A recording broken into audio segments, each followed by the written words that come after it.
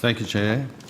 I'd like to take up where Senator Griff was in relation to the facial recognition program. I'm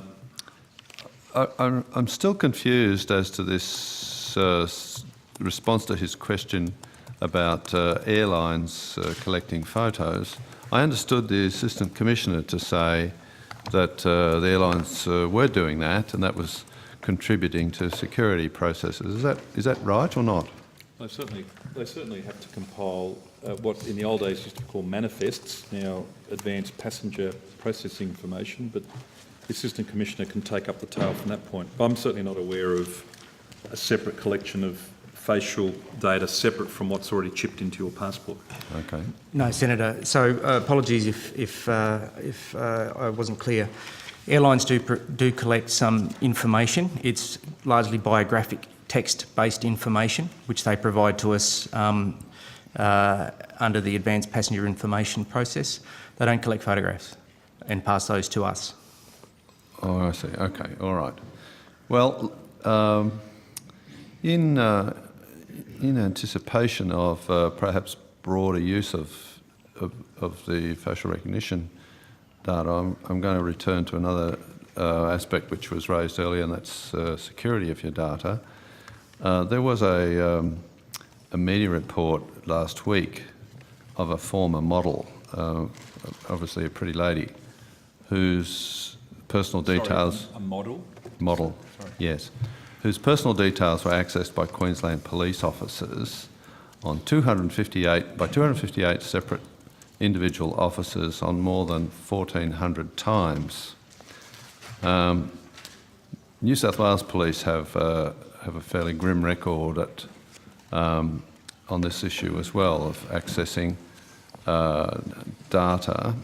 I'm sorry, Senator. I'm trying not to be obtuse here. Sorry, are you speaking about immigration and border protection data? I'm talking, well, where I'm getting to is this... I do apologise. Security of data. Right, sorry. Okay. Yeah. So I'm not... Oh, so you're using examples of what's happened in other jurisdictions? Correct. But with their data, not ours? Not your data, no. Thank you. Yes, Thank that's you. exactly where I'm Sorry, going. no, when you started speaking of those numbers, I had a slight sinking feeling, but I'm rising back up again. I'm sorry to scare you. Yes, no. Please don't. What I would like, though, where I'm heading with this is some comfort as to what you and your department are going to do to ensure that I see, yes. a pretty girl who is of some interest to your staff doesn't find her facial image being looked up I see. to find out her details. Now, the Queensland Police have, as I said, just one pretty girl, have done this in the case of this model 258 times, no, 1,400 times by 258 separate police officers. There's quite a number of New South Wales cases where somebody, usually a young woman, has been identified on cameras as of interest to the police officers, and they've checked her out, found out where she lives, and all sorts of information about her. No, I understand now, where you're leading. This is exceedingly dangerous activity, and there's no reason to believe that there wouldn't be the same interest in pretty girls in the Australian Border Force as there is in the Queensland or New South Wales Police. Well, so where I'm heading with this is, what are you going to do to ensure you don't go down that path too?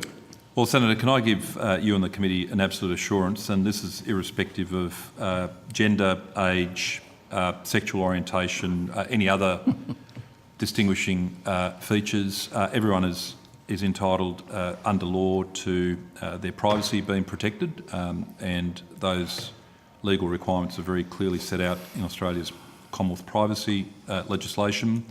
And there's, of course, a statutory commissioner who checks on those things. We already have a situation, forget about the introduction of new facial technology, facial recognition technology or other data analytics capabilities. It's already the case that whether in the immigration part of our historical business or in the customs side of our historical business, from the very time that computers started to be used en masse and images started to be collected, but beyond images, residential address, marital status, any identifying features around sexual orientation, I mean, all of that information is protected information. Officers can only access that information in the performance of their lawful duties.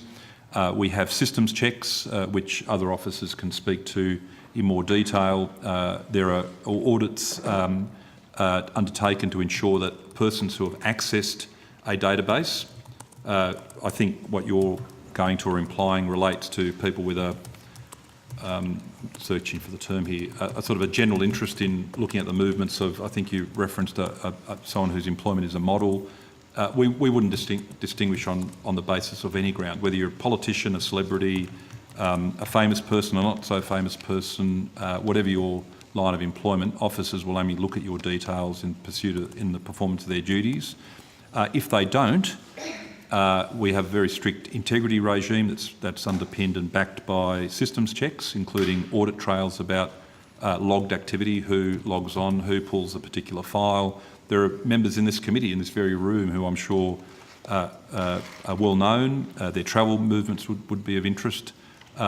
We're starting to get into sackable offences, and indeed I might ask Ms Moy to return to the table, both by way of mandatory reporting, i.e. colleagues say they're obligated to under a Secretary's direction, colleagues say officer such and such was peddling this information or inappropriately downloaded it and showed it to me. That would be one line of reporting.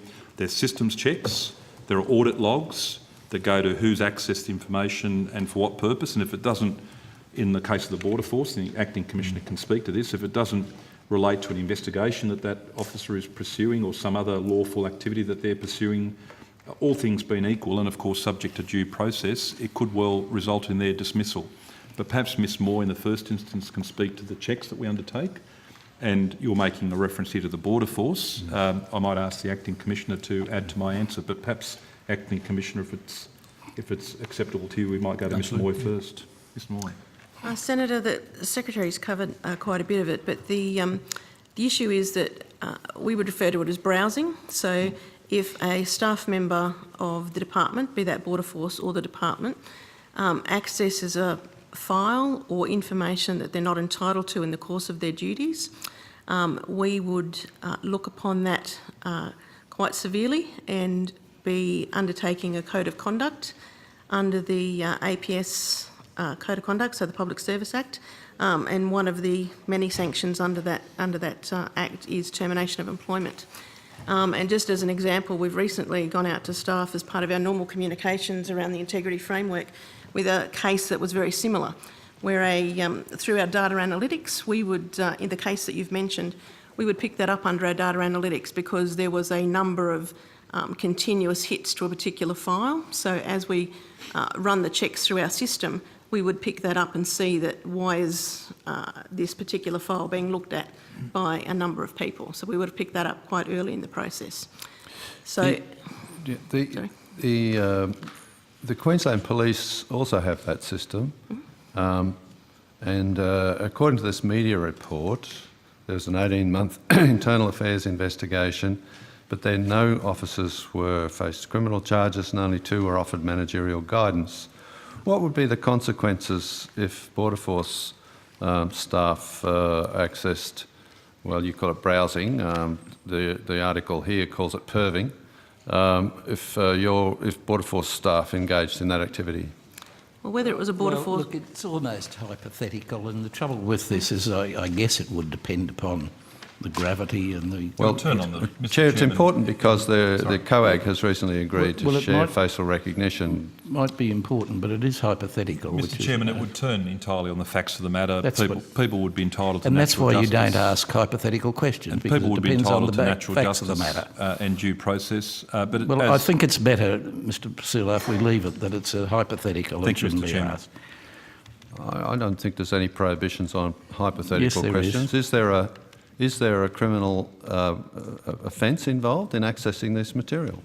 I can answer that not in the hypothetical, that inappropriate use and access and then use of information, not quite in the example that you've postulated in your question, but more to do with then passing that information on to others who don't have a right to know that information, including in support of their criminal activities, has resulted in criminal charges being laid. And whilst I don't wish to address the hypothetical situation of someone browsing, or choose whatever verb you choose to employ, the Commissioner and I would certainly apply a very strict threshold here, that unless there was a reasonable excuse, and it would turn on the facts, and everyone's entitled to natural justice and the presumption of innocence, but the breach of faith that would represent with a member of the public, because if you do it to one person, it potentially means that we're all vulnerable to that sort of exposure. The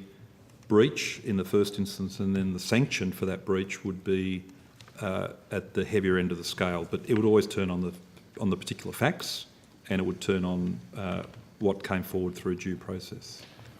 Deputy Commissioner, have you want to contribute to this discussion? Acting Commissioner. Senator, I can't make comment on Queensland Police or New South Wales Police and those other cases, but from my experiences in many years in law enforcement, there are numerous cases down the years where officers have accessed information or shared inappropriate information on police systems and have been sacked. And I remember cases within the last 5-6 years where that's occurred. So police forces, by and large, take that very seriously. To characterise our culture in the border force and say, well, it's obviously a problem for them, it must be a problem for you, I don't necessarily accept the premise of that statement. Our workforce are very acutely aware of their obligations in relation to privacy. We drum into them the importance of our information in relation to its sensitivity. Many of our staff receive security clearance vetting from government agencies and to the appropriate government standards. All our systems are classified appropriately, whether it be protected secret or top secret. We put all of our employees through employee suitability tests before we employ them. We have a lot of compliance activities, as has been spelled out to you, ongoing. Our workforce isn't just a sort of a load of blokes who like to look at pictures of pretty women. I think that's the way you've characterised it. We have a lot of women in our workforce, a lot of people from other sort of diverse and other sorts of backgrounds. We're quite a diverse organisation. And if anything, we value that diversity and we push hard to become more diverse. So, and we have a lot of mechanisms by which people can report wrongdoing, so we become aware of it. So I challenge the notion that we must have the same sort of culture in our organisation. In every organisation, of course, you get some people who let you down. I wouldn't say we're immune from that, but it'd be wrong to characterise what is a very dedicated professional workforce in the border force in that way. And we would look very seriously at any sort of breaches that have been talked about. All right. I would add, Senator, if I may, that in addition to the officer themselves being under all of those integrity injunctions, it's a requirement by lawful direction from the Secretary that there's mandatory reporting of any instances of wrongdoing and misconduct that people come across. So not only are individual officers prohibited from engaging in the conduct that you've just described, but if other officers become aware of it, you talked about sharing, for instance, people viewing this material, they themselves would be in breach of our integrity standards were they not to report it, and they themselves would thereby expose themselves to similar breaches and ultimate sanctions, which could include termination of employment. So in other words, you can't passively say, that's happening in one part of my workplace, I'll just let it keep going. You yourself become exposed to potential sanction if you don't report that.